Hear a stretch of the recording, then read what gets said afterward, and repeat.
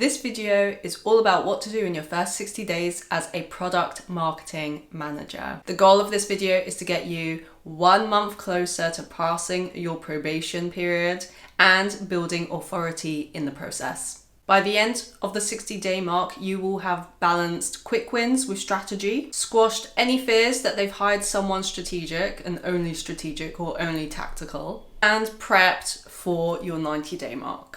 I did some reading on what 30, 60, 90-day plans look like on Google from a product marketing lens, and they are so egotistical and so naive, I literally wanted to vomit. Because the ego that comes with, oh, a product marketing manager should definitely do a content audit in the first 60 days, and that they should definitely do a SWOT analysis, reading up on all documentation, complete all product training I read in one. I was like, what the hell is going on? What the actual hell is going on? That's such an egotistical way of seeing the first 30, 60, 90 days, which is like, oh, I know everything. I'm going to come in with my templates and my little frameworks and implement what I think should be implemented, when actually it's a case of, no, we're not doing that, because we are a much better product marketer than what Google is outlining. And in this video, I'm going to explain how to remove that egotistical thinking in order to bring a more consultative mindset to the 60-day mark. And as a bonus in this video, I will be explaining how to look at everything you can do in your 60-day mark, but narrow down on everything you should do. It's a matter of priority, and I will be explaining the steps in order to do so. Firstly, a recap of the first 30 days video that I had put out, which the quick wins were all about building authority and building rapport. You were doing a listening tool, which was basically the one-to-ones that you were having, joining the CS calls and the sales calls in order to listen to what the customer was saying. And you were not only doing that, but building rapport with your colleagues. You were listening, being a sponge as to what they were saying. You weren't overpromising anything. And hopefully you have a list of the feedback and the points that you have heard during that listening tour in your first 30 days, so then we can act off it. So by saying no to executing in the first 30 days, you've been building boundaries, which is great. So now people know that you do have boundaries that you have set, and that's the way that you work and will continue to work. But not only that, you've removed the ego, which is the biggest point and the biggest win. Because by removing the ego and saying, I'm here to listen, we shouldn't just be doing these things like these plans on Google say, which is like, just do a SWOT analysis and do this. And you haven't come in with that egotistical mindset. You've come in and been like, hey man, like I just want to listen, I want to learn. Where can I do that? What calls should I be on?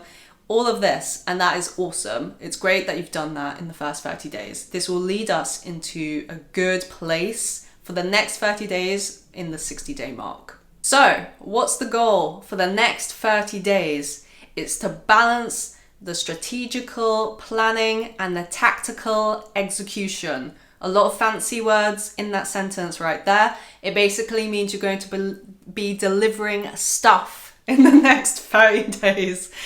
That's basically what it means. We're going to be delivering stuff, my dude. Yeah. And this is going to be great because you're balancing the first 30 days, which is all about you listening, being strategic, being that sponge. And your manager might be thinking, oh crap, this person is just going to be strategic and they're not an executor. Oh no, no, no, my friend. You have the ability to be both strategic and tactical. And having the both there enables you to be a much stronger product marketer. Because as I've said, and I hopefully have said in the last video, if you're solely just a doer, then you're just going to be seen as someone who just creates decks and collateral. And what value comes of that? And if we're also on the other end of the spectrum, if you're only seen as strategic, then you're not seen as someone who can create stuff. You're just seen as someone who can talk a good game and just build out a plan and not execute against that plan. Oh no, honey. Not with this video. We're going to do both.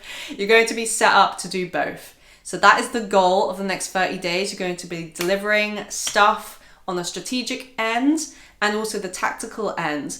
and I will help you to figure out what the heck you should be working on right now. In order to figure out what will move the needle the most in the next 30 days, and therefore what you should be working on in the next 30 days, we shall have a consultative approach to our product marketing. So what's the first step to having a consultative approach? So firstly, consolidating all of the information that you've learned from the one-to-ones in your first 30 days. So hopefully you'll have a list of all of the feedback, all of the points, all of the gaps that people have said that need filling or areas that they need help with. You have this listed down.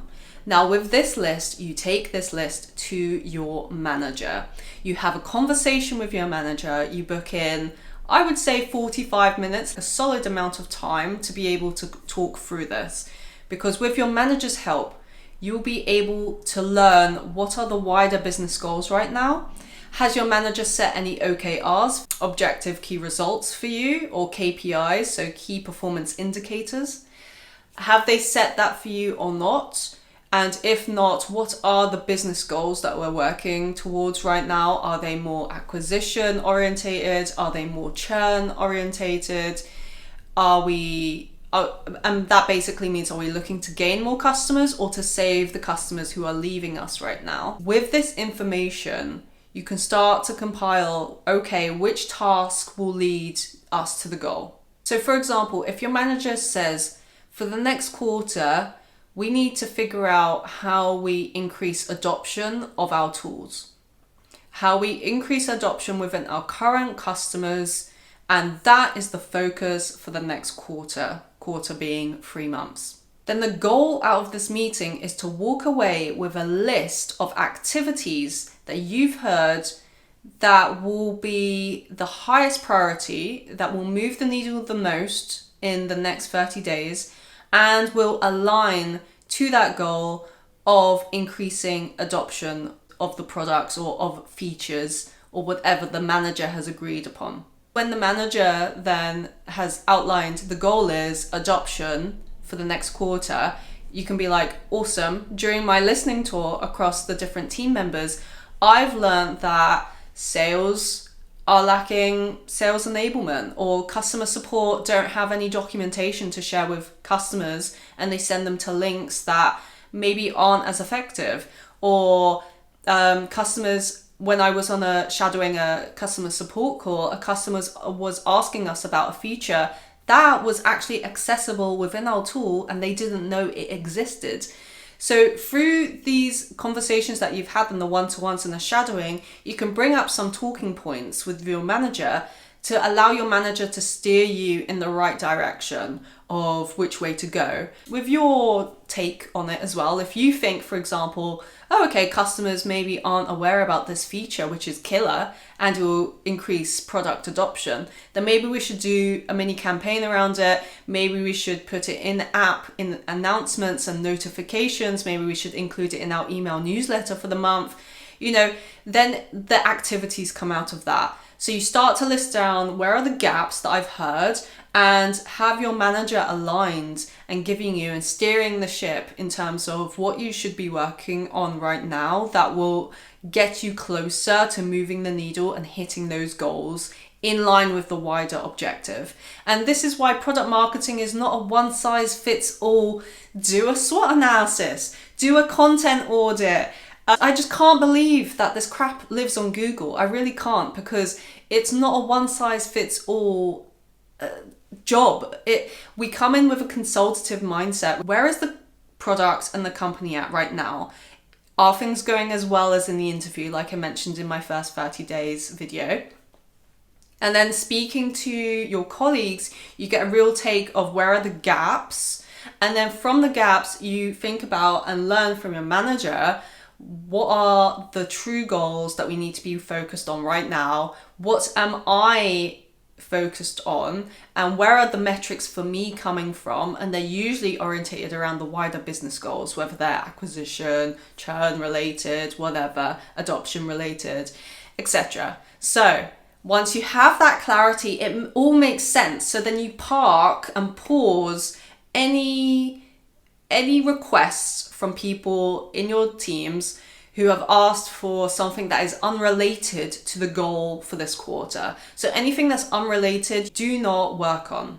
Please do not work on it. This is now not the time for that.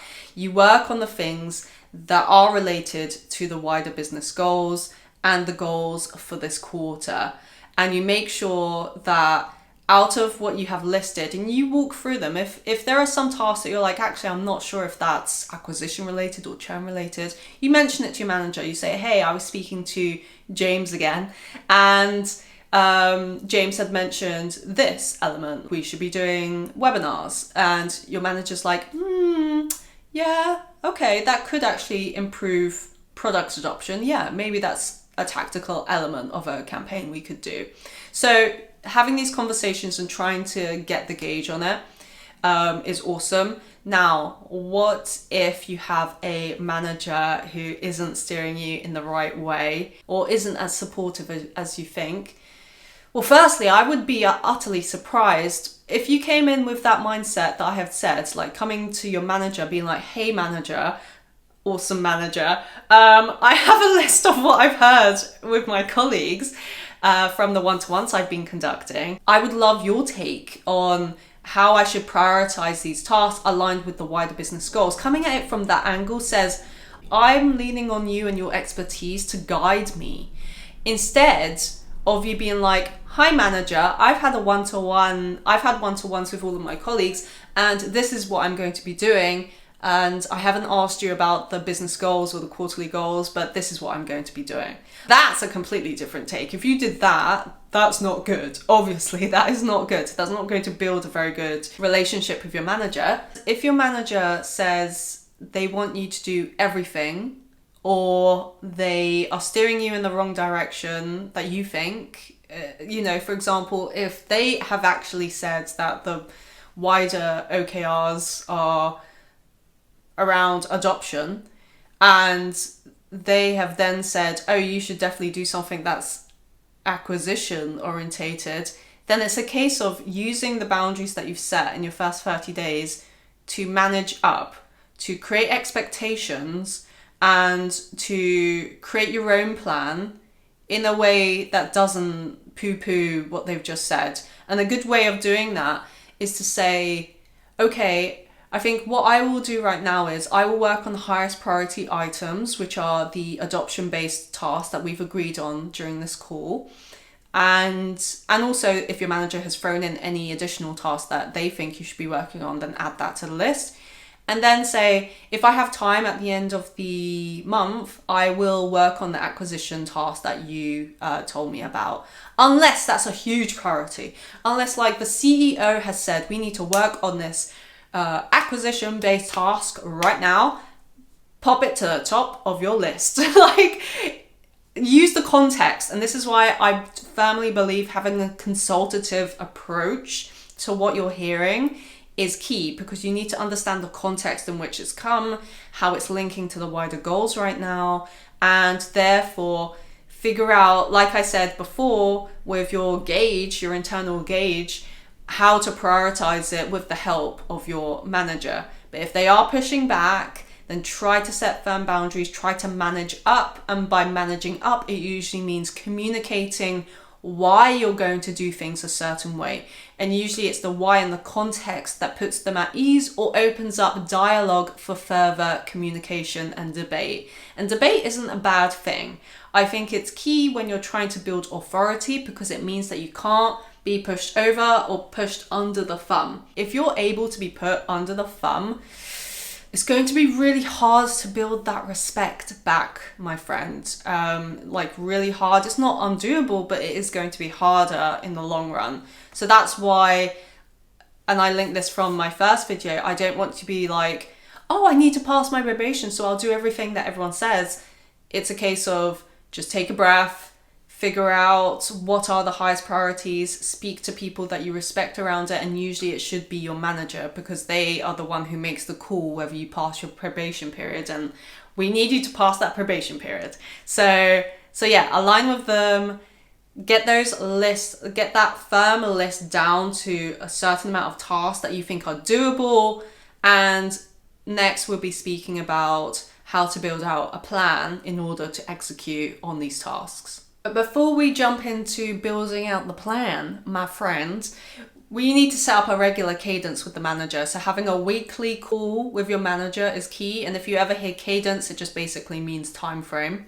So set up a regular cadence with your manager, a weekly call for half an hour just to review how's it going, how the task's going, how's the planning going, etc. And also, once you have narrowed down that very large list of everything that you've heard down to the ones that are of top priority, you can conduct a gap analysis. A gap analysis is basically a thorough review of what the needed capabilities and resources are versus what the current available resources and capabilities are. So having that understanding allows you to also add that further context as to where are the huge gaps that are just not in the company. They're not being filled or fulfilled right now. So for example, if there was a lack of webinars or a lack of documentation that customer support can provide to customers that would further engage customers to adopt certain features,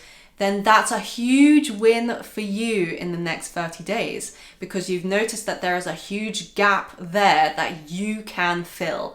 No one else has been able to do it, and therefore you can. And also the fact that it links to the goal at hand for the quarter is absolutely key and is going to make a lot of people internally very happy. So once you've agreed on the business goals and the objectives with your manager and the tasks orientated around it, now is the time to start planning. Now's the time to start building out a detailed plan on what you will be executing against in the next 30 days. Elements of the plan will include a RACI or a DACI. RACI stands for responsible, accountable, consulted, and informed. And DACI stands for driver, approver, contributor, informed. A RACI or a DACI allows you to bring in that cross-stakeholder leadership and team members and your colleagues into the plan. So then you can put certain names across the different elements so people know if they just need to be informed that the campaign is going on, so then they know that this is going to be something that they can use in the future, or whether it's something that we actually need their help on. So for example, a product manager will probably contribute to a campaign that's around adoption, because if we want our customers to adopt our features and our products more in the next quarter, we need to understand the product. We need to understand what are the elements of the product that get more stickiness and create more stickiness for our customers. And therefore we need the PM who knows the product in and out to guide us on that. But also we might need customer support people because they will understand what are the features within our product that would really create stickiness on whatever cadence that our customers use our tool. So having them in the plan and tagged is really great because then they are informed as to what the heck is going on.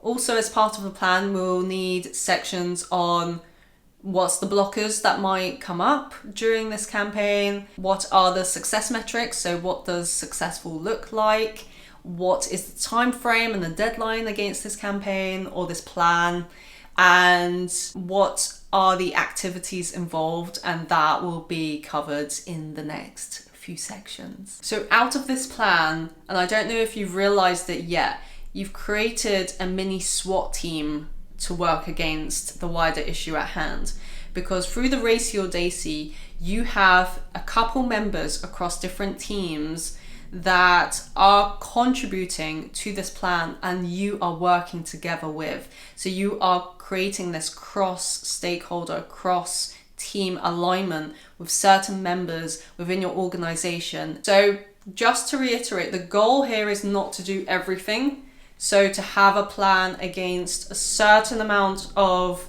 deliverables that you can feasibly deliver in the next 30 days. So by the end of the month, you will have delivered something, and something of huge value. By working with your manager, getting that respect and overview from them, you have narrowed down exactly what it is you'll be working on. So you have had a true consultative approach to how you're working now.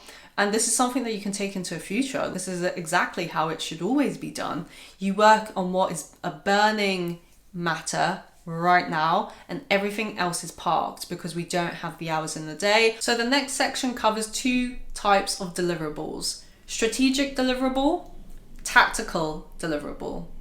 Now, as I had mentioned, you have to pick the ones that pertain to the issue at hand, and you need to think about which ones will move the needle for you. I cannot do that on this call. You need to think about what will do the best job for you in order to solve the needs of the business in the next quarter.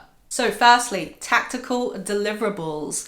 What does this mean? And this is something you should definitely deliver on. Find something out of this to deliver on it. So what does this look like? Content creation. This can be in the form of sales decks, email copy, blog posts, white papers, anything that's written down and can be shared with customers. And for example, if the issue at hand, if we continue the theme, is product adoption, that could be in the form of a webinar. It could be in the form of white papers, and maybe even creating a knowledge base for your functionality of your product. So then customers know where to go in order to access information on it. You could create a mini series around certain elements of the product that the product manager has told you creates insane stickiness within the tool. And you might throw that into your plan. And what else? You might include an in-app notification. You might try and prompt people to sign up to an email newsletter if they're not already, majority of them not signed up, because then they need somewhere to learn about these new functionality and how to use it. You might, if things are absolutely abysmal and the customers aren't using the tool and something is going wrong, then you might have a more of a one-to-one approach with customer support and bring them in and try and set up, how do we get our customers on calls with customer support right now to get them ramped up? So not only a webinar, which is a group effort for the customers to be on, so it's a grouped place that our customers will access information, but having more of a one-to-one approach, that could be something. But here it's all about thinking about what is something tangible, something that I can physically give in the form of a PDF or a Word doc or a Zoom link, in form of a webinar, or an image and a notification bit of copy, something tangible that you can pass off to the team so then they can use that with the customers. That is the tactical approach. But also I would add in team engagement. Now, how does most people would think, how would team engagement be part of the tactical approach? And to me, it's about how do I work with key members internally to test out these tactics and relay learnings back to the wider organization. So for example, if we wanted to run an in-app notification to customers, then I would see if there's a growth marketer involved, work with them and tell them about these tests that you want to run, and maybe create an A/B test version. So one with different copy, one with another, and give them that information. So then once they've run it and they've had enough data points to actually see those messages, then they can relay the learnings back to you, and then you can relay these learnings back to your manager, or also another person on the team who owns the website, or if you own the website, and maybe you can test out the learnings from that messaging on the website. So then you speak to someone who works on the website. So it's like you're creating moments, like team moments, for you to start to be seen as someone that's actually doing stuff internally, and you're starting to build your reputation with your colleagues, because you're not doing it in a silo. I'm just gonna work on my own and just get stuff done, and then bam, I will deliver it at the end of when it's all made. No, you're creating moments whilst stuff is being made. You're including people whilst it's being made during the process, so then they know that you're not only working on it, but you're including them. The more that you include people, especially when it comes to sales and customer support, well, the more likely they are to use the thing that you're creating, because the more that they feel that they've had involvement in it, the more likely they are to feel like it is part of them and something that they've also created, and therefore they are going to use it. So if you are creating tactical collateral, I would highly recommend, as part of your tactics around how to create that collateral, think about what is the tactical approach that I can include as many people in the plan, in the DAISY and the RACY that you've outlined, and get their feedback, but not to a level that it becomes a blocker. If you include too many people, it can slow things down and add too much just noise to it. You call the shot at the end of the day. Include them in your plans, and during the process, get them to share their feedback. If you created a version 1, so a V1 of a white paper, if you create a V1, be like, hey, Mary, I've created this V1 of this white paper. Is it okay if I get some feedback from you or comments by the end of this week? Or by the end of tomorrow, because I'm trying to run it past sales by Thursday. So then Mary can be like, oh yeah, I think I can probably pop into it in 10 minutes or whatever. But trying to get people in what you're creating during the process is key. So then you can also relay that back to your manager, which is really awesome, because you can say, hey, I created these pieces of collateral, tactical collateral, and deliverables this month. And also I included sales feedback, customer supports feedback. I created version 2, version 3 with different stakeholders across the organization. So it really reflects what we are offering, and therefore it will be a true take on what our current functionality is, and hopefully it will prompt customer adoption. So these are the sorts of activities that you can be doing to build authority whilst you're also going to deliver something at the end of the month. It's like, boom, you're just like mic dropping out here. You're doing it excellently if you're taking this approach. It's, again, quite a consultative approach, but also it's just a wonderful way to work where you are including people. Stakeholder management is huge in the product marketing game because we work across so many different teams. So this is a way that I would recommend doing it.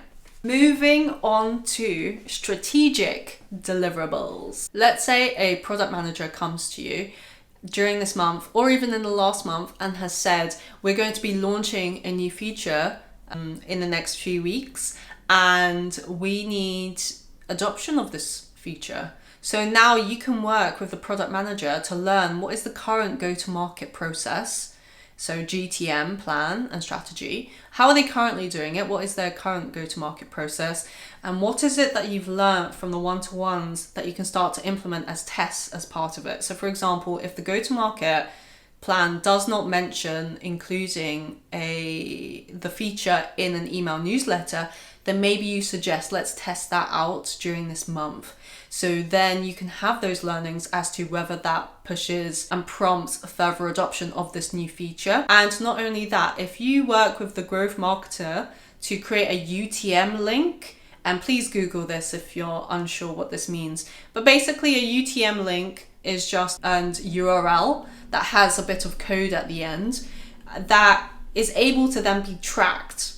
So then you can track if a person or a user has accessed the functionality through the email newsletter versus an in-app notification versus a white paper versus anywhere else on the website. Being able to track where users are learning about this new functionality through UTM links is key, because then you can use that as part of your success metrics, as part of your plan, and include those learnings to be like, hey, we've learned that majority of our customers are learning about new features and accessing new functionality within our tool through the email newsletter, which was previously parked or paused, or not a lot of effort was put into it. So therefore it warrants putting in more effort into it, as an example. Then there's messaging and positioning. Sometimes a company will have issues related to prospects not understanding what the product does, prospects not understanding why it's different from what they're currently doing or how they're using Excel and PowerPoint, for example. The value propositioning is just not coming through, and people just don't know how to relate this product or company to the competitors. This is a messaging and typically a positioning issue.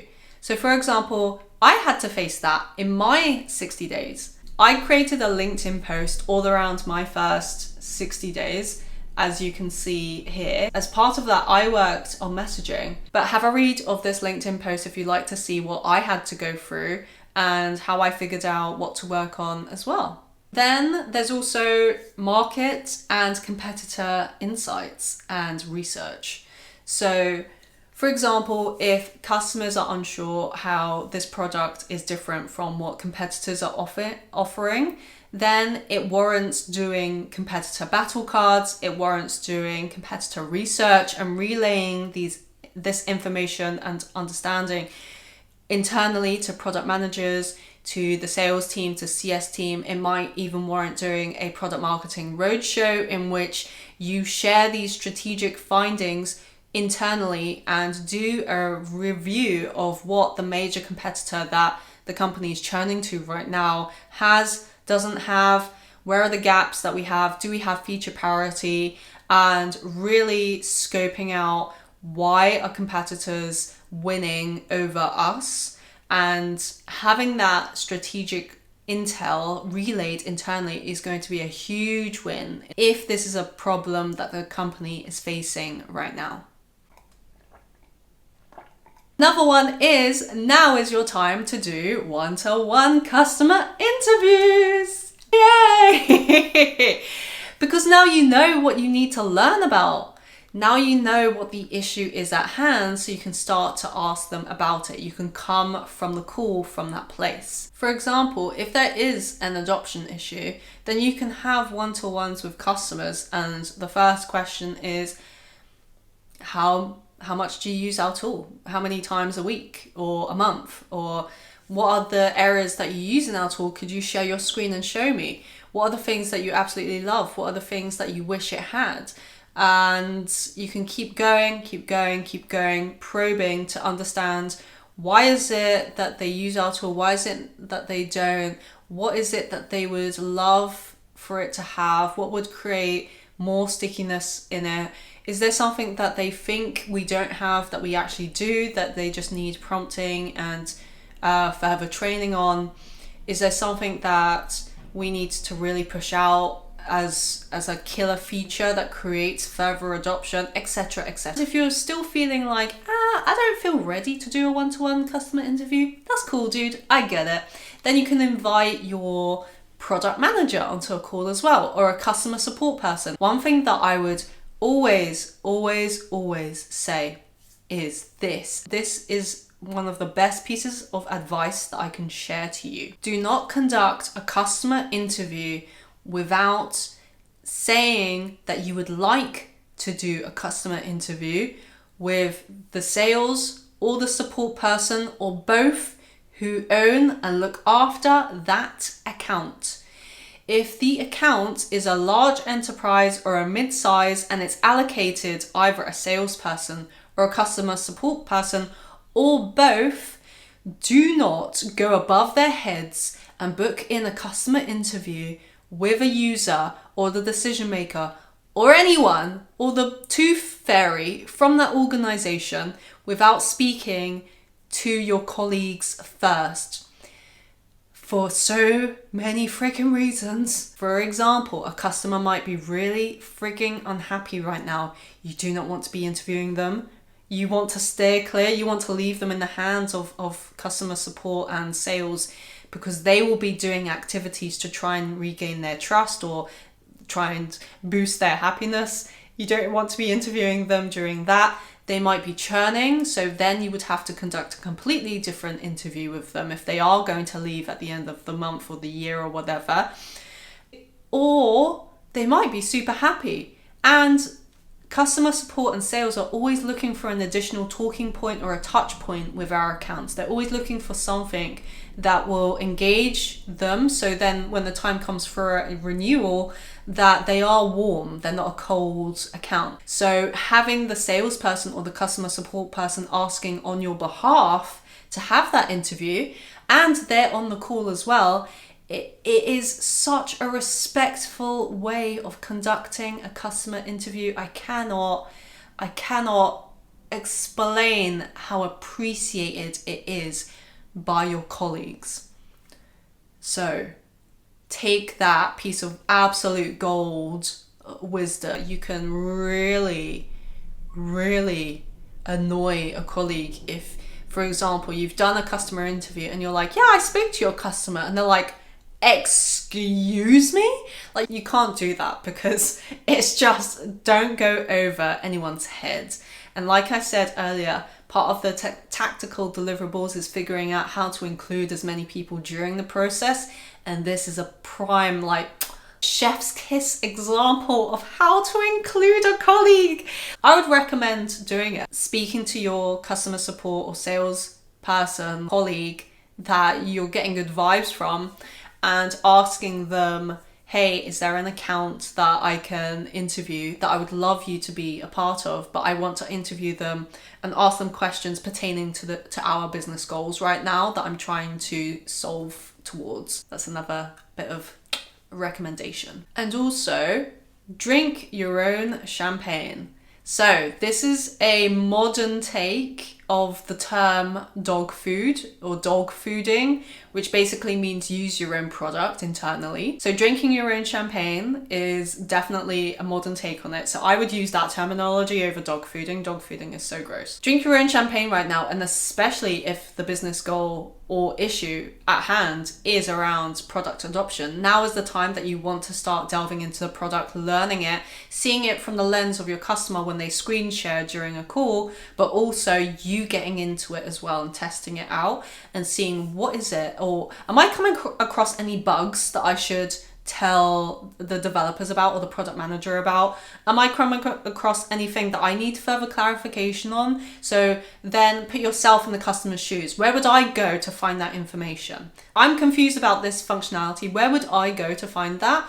If you cannot access it through a knowledge base or the website, or it's a bit unclear as to how to solve it, then you know the customer is having the exact same issue. And that's why I say stay out of the bubble as long as possible, because the more naive you are and you're out of the bubble, you'll be able to put yourself in the customer's shoes. Because if you ask a product manager, they'll be like, oh yeah, no, I know how to do it. You go here, you put this filtering in, you customize it here, you add a little candy cane here, and then you put it into the washing machine, and then out comes the functionality. They know all of these freaking steps that are behind the scenes, and you're like, whoa, like I would never have done that. But if you put yourself in the customer's shoes, then you're like, oh, I would have given up at this point. I would have walked away, gone back onto Slack or my emails and be like, forget this. Actually, I don't have the time to be dealing with this right now, and therefore it's an added issue and a case for why we have a product adoption. Maybe it's too complex, maybe it needs a product tour, or maybe it needs like, hey, are you confused, or a little like information icon as to what this feature is and how to do it, or whatever the case may be. So building yourself up on your product knowledge right now and getting into the weeds of it and like actually testing out the product will give you a lot of empathy and compassion for your customers, but also be able to put you in their shoes much quicker than if you were just interviewing them. Then the next stage of the 30 days, so by the end of the 60-day mark, is relationship maintenance and growth. What does this mean? This means we haven't just done one-off phone calls and one-to-ones with our colleagues and then we're like, bye, see you on like group calls or company update calls. No, we're here to maintain our relationship and our friendship and our bonds with these colleagues. and create regular cadence in order to converse with them, to have chats, to speak about how their dog was, and also to speak about work. It sounds like that's the order of priority, but work first and then speak about. Anyway, having those regular check-ins with your colleagues and maintaining that good kind of relationship with them is key, especially with the key ones, which are the product managers, certain salespeople, if there's like senior salespeople with them, and with customer support people, especially if there are people that you're like, wow, I would definitely be friends with them, because then you can have honest chats about the stuff that's going on, the good stuff, the bad stuff, and they can give you the honest take on what is happening and steer you in the right direction. Yeah, leaning into them is very good. But if you do have time to have regular meetings with people once a month for half an hour, 15 minutes, catch up sort of thing, then I would definitely recommend it. It's a good way of keeping yourself active with your colleagues, especially if you're not working together on something right now. So for example, if you don't have a plan where they are in that racy or daisy, and you do have a monthly checkup with them and you're like, hey dude, how's it going? Or you have a bi-monthly check-in or quarterly, or you join their group weekly calls as well. Anything that gets you more FaceTime with them is awesome, because then you can start to relay what you're learning, you can learn about what they are hearing, and keep up that dialogue and exchange of information. I think that's super key, and that's on you, my friends. Like I said in the last video, that is on you. They are not going to take their time to book in time with you. So, or they might be really a conscious colleague and be like, hey, let's have a monthly check-in, and then they will book time with you, which is awesome. But I think on you, since you're the newbie, you need to book in the time and make it a regular thing. So yeah, make sure that if you book it in Google, that it's like a regular month-on-month thing, so you don't have to think about it every month. Not only that, visibility and communication is absolutely key. You want to keep people informed of the successes, the learnings, the adjustments that are happening, and any of the things that are pertaining to the wider goals. So speaking to your manager first, because your manager might want to use your information to relay that on to the SLT members and anyone else across the organization. But also if customer support or sales, if they have never had someone in the marketing team come in and explain what is happening, then maybe having your own meeting or joining their weekly calls in order to have a section of it and ask their manager, so the head of sales, can I have 5 to 10 minutes in the call just to relay any of the product updates that are happening, the product launches, and any of our campaigns that we're running, and any assets that have been built, so then I can relay that on the call, so then people know how to access it, how to use it, etc. So if you have that visibility and create that visibility and transparency into what it is you're working on, the learnings, even if it's, we've run a test and they were exactly the same and there was no learning that came out of it apart from they worked exactly the same in terms of their messaging. So then you can use that messaging in sales or whatever it is. Then it's a beautiful way of creating visibility in how you work, but also further pushing the authority of what it is we do as product marketing managers, which is not just creating beautiful looking stuff or clear stuff. We've come in with a consultative approach. We are an internal consultant at this point because we balance strategy and tactical deliverables at the exact same time. And we are there to teach people what it is we do from how we do it. Expectation management. I want to speak about this because now that you're starting to show yourself on more calls, you are linking up with certain colleagues, you're showing that you're able to plan and execute across certain tasks that your manager has outlaid, and you're relaying back to teams with learnings, the more that people will start to ask from you. My manager told me this. I was like, the more that I do, and especially the good things that I do, the more that I'm being completely overwhelmed with what the heck is happening. And she was like, that's the competence loop. And I was like, what? She was like, the more competent you are, the more that people understand that you're competent, the more they are going to drown you with tasks. And I was like, Cool, bro. This is great. Love this. Love this for me. You want to set boundaries and you want to continue this. And this is why I'm such a big fan of setting boundaries in the first 30 days as not to execute, because then you can continue this boundary setting amongst teams where if, for example, you've worked really well with a salesperson during this 30-day mark at the end of the 60-day, and they're like, I love Hattie. I love her because she's great. She just delivered me an amazing asset that my customer used, and now they're using this new feature and I friggin' love it. I'm going to ask her for another thing, and I need her with this sales deck and this and this. Go back to being like, I will add it to the backlog. I will possibly, there's room to potentially work on this, but I will note this down right now and I will relay this and speak to my manager and figure out what is the next priority of work for us right now. It is noted and I appreciate you, and I will see if there's room to actually do this, but I'm not promising anything. Keeping it vague like that is key because you don't want to overwhelm yourself and set yourself up for just failure, I guess, because like I said in the last one, you want to make sure that you're always working at a life balance. You don't want to burn yourself out, and this job you can fall into burnout so quickly in this job. I cannot explain, because the minute you start getting positive validation, so for example that competence comment, I was like, oh, I could keep doing work and like delivering loads, but then it would be at the sacrifice of me. And at the end of the day, and I will always say this, you and the reason that you're here and your internal being is why you're going to make a great product marketing manager. And I'm such a huge fan of this book called Self-Compassion by Kristin Neff. I will speak about this book until the day I die because I've read it so many times. I've listened to the audiobook so many times. It's such a great book because the more I've learned to be self-compassionate to myself, the better work I'm actually doing. And it sounds wild. It sounds very hippie and very woo-woo. But the more that I've put myself first and set boundaries for myself, the more I'm respected, the more I'm appreciated when I actually do execute against good work. Because if they know that I'm working on a task, they'll be like, oh, Hattie is on this. Hattie is on this task. She is going to create an amazing bit of work for us here. And they will know to use it because I'm so picky at this point as to what to work on, because I'm always thinking about what is the wider goal at hand, what are the quick wins, and if ever the CEO asks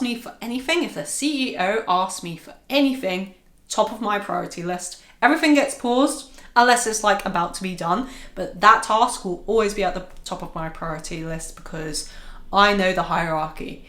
I'm not stupid. I'm never going to tell a CEO, no, I'm working in a prioritized fashion, CEO. No, homeboy pays my salary. So yeah, managing expectations is going to be key for not only the 60-day mark and continuing on a very good course that you've set yourself, but for the entirety of your product marketing journey. So remember to set clear expectations, timelines that can be achieved, manage up if anyone is telling you that you should be going off course, and setting priorities and tasks that are associated with the wider business goals at hand, and also vocalizing it, saying it on calls that I am working on the highest priority items and deliverables right now that are linked to the wider business goals at hand for the next quarter or month or whatever duration that your manager is working towards. So then they can relay it back to their senior leadership team members and the C-suite, and if there are investors or private equity firms involved, then they can relay that information back to them as well. Make sure that you and your points are heard, and that you're setting those expectations and boundaries for yourself. So congrats, you've got to the end of the 60-day mark. I'll be creating the next 90-day mark video, so please stay tuned for that. But if you have any questions, let me know.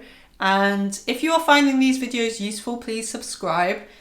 I don't know how long this video will be. I feel like I've been sitting here for a million years at this point.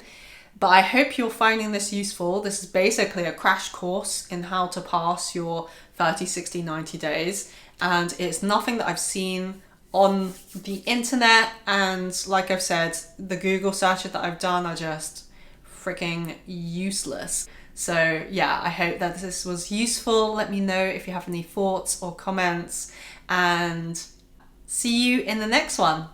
Peace.